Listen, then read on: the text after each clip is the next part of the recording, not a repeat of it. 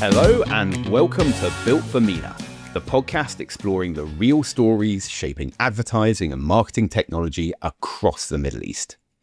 This is a region moving fast, from retail media and programmatic out of home to AI, data regulation, and platforms scaling across vastly different markets. But too often, the real stories behind that growth don't get told. Each episode, I speak with the people building, selling, scaling, and sometimes breaking AdTech and MarTech in the Middle East. And I do this to understand what actually works here, what doesn't, and why this region is so different. I'm Don Kozak, and in every episode, I ask each guest the same questions so we can compare experiences, surface patterns, and get past the press releases. So let's get straight into it. First of all, to get started, can you tell us who you are, what you do today, and the path that led you into AdTech or MarTech in the Middle East? Oh, hi, Dom. Thank you so much. Really happy to be here. I'm Kelly Marie. I've been in advertising and technology and AdTech for about 17 years now. I started off in India and then spent a long time in the UK, and then I moved to the Middle East. I've seen the industry evolve from contextual to personalization, to identity. And I've built and sold solutions with companies like Yahoo, Amazon, Google, Accenture, and Experian.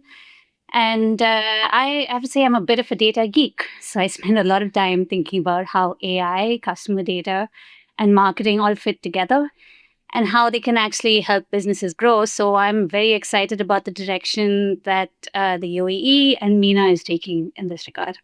Wow, some really deep experience there with some very well known and very recognizable brands. And I always love to have a fellow geek on the podcast, but for sure.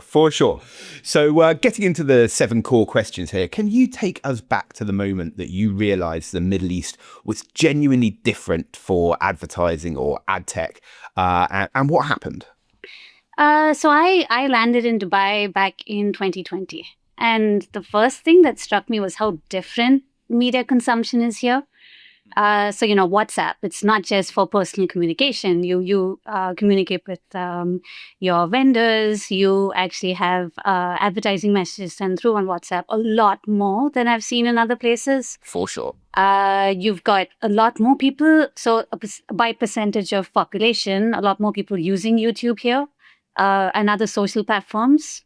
It could just be because of the massive expat population, but you've also got a lot of the locals using a lot more of these platforms.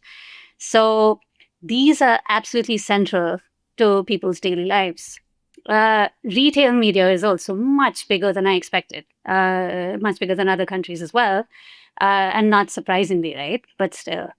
And contextual is still king. Absolutely. So coming from the UK, where we were deep into data strategy, identity, and regulation by the time I left, it felt like the market was at a different stage of maturity.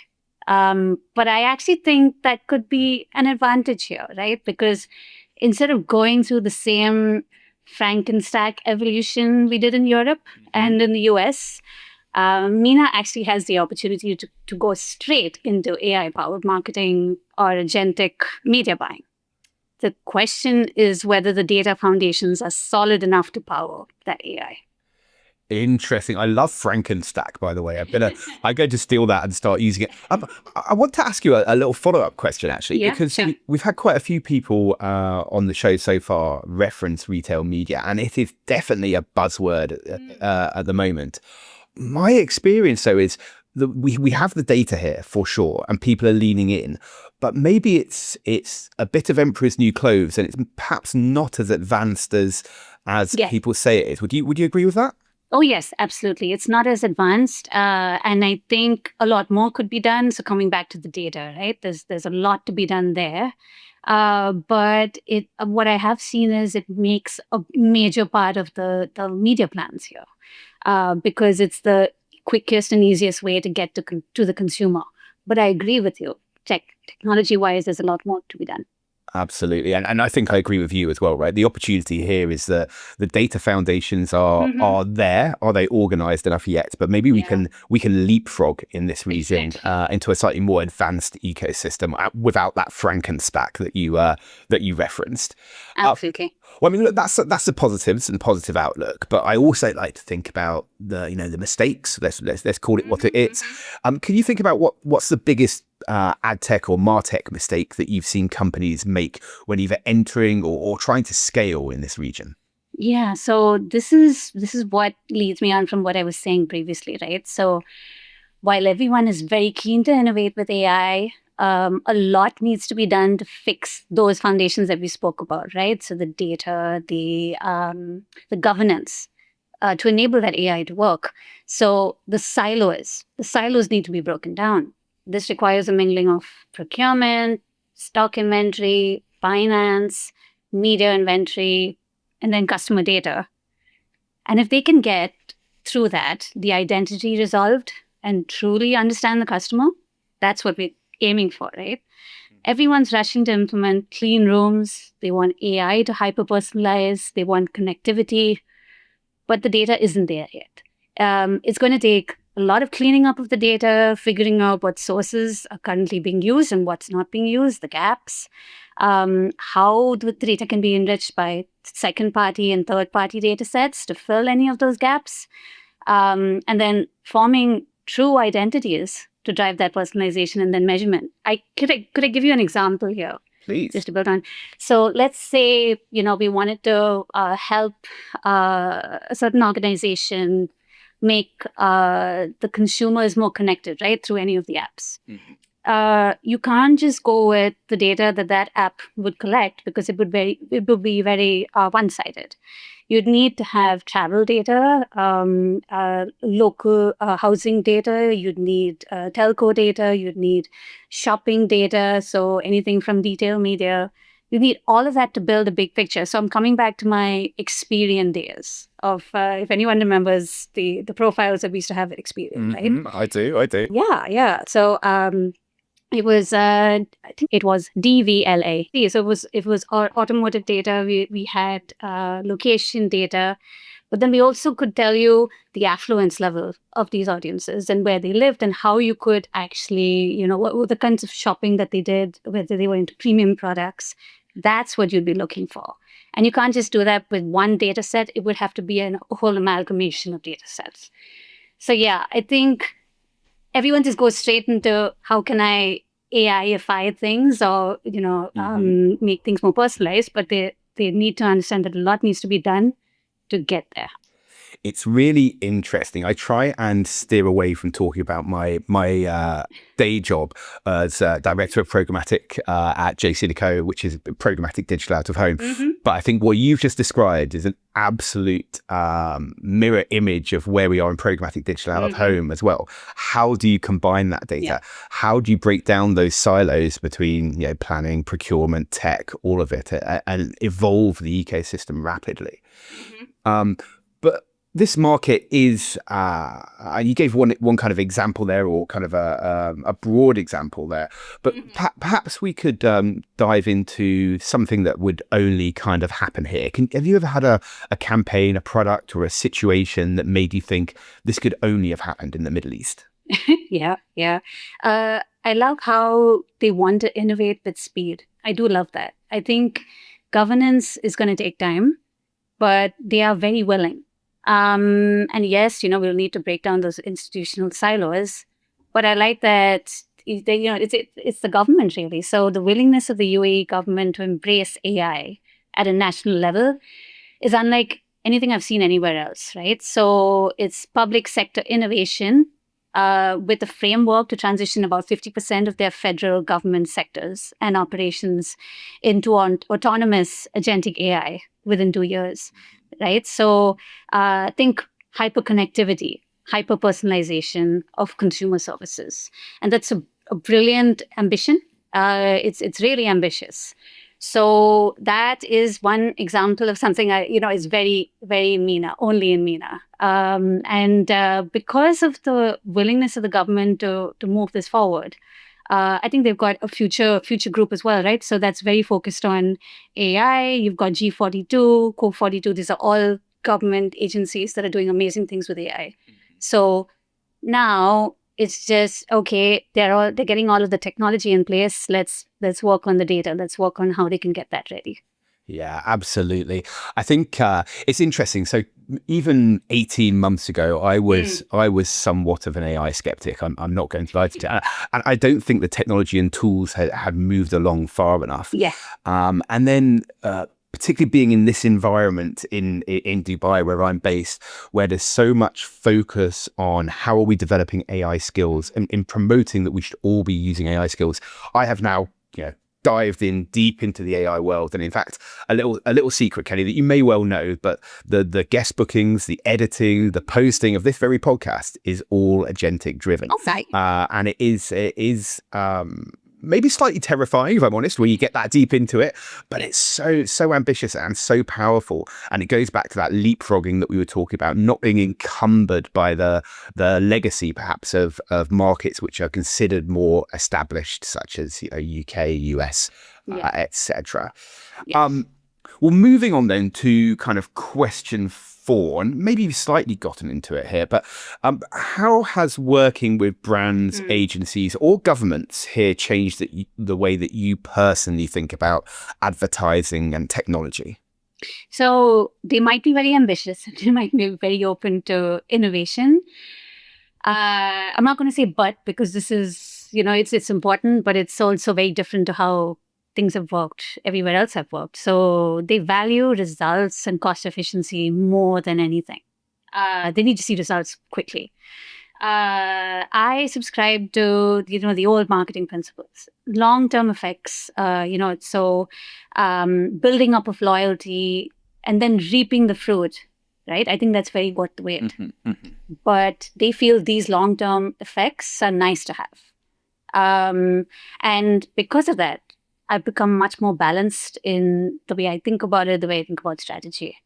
So, like I said, my marketing brain has always believed in long-term brand building, and I still do.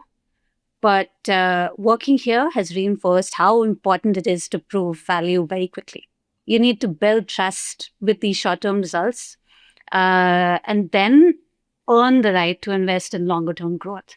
So I think, moving on from what we were saying earlier, this is how you bring the leadership and the decision makers with you. You start to show them results early, and then you start to go, okay, you've seen this quick results, but then if you're thinking about bigger growth, this is what you need to do.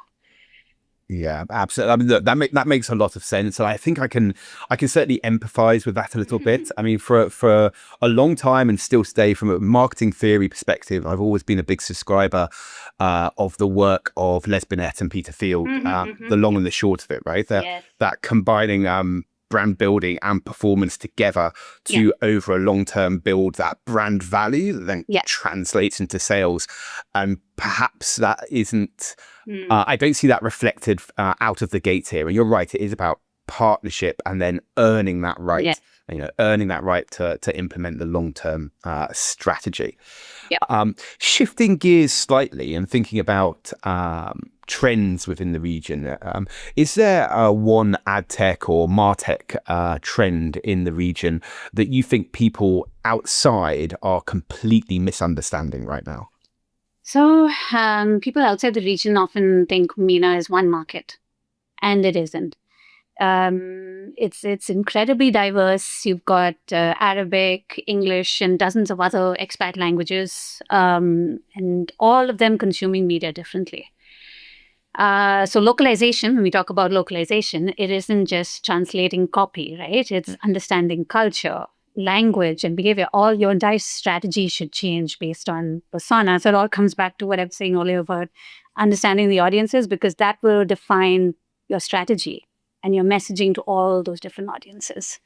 So from a data perspective, again, first-party data isn't, over here, it's not used for activation, right? You've got the walled gardens telling you, give me a brief and I'll just, target the right audiences for you.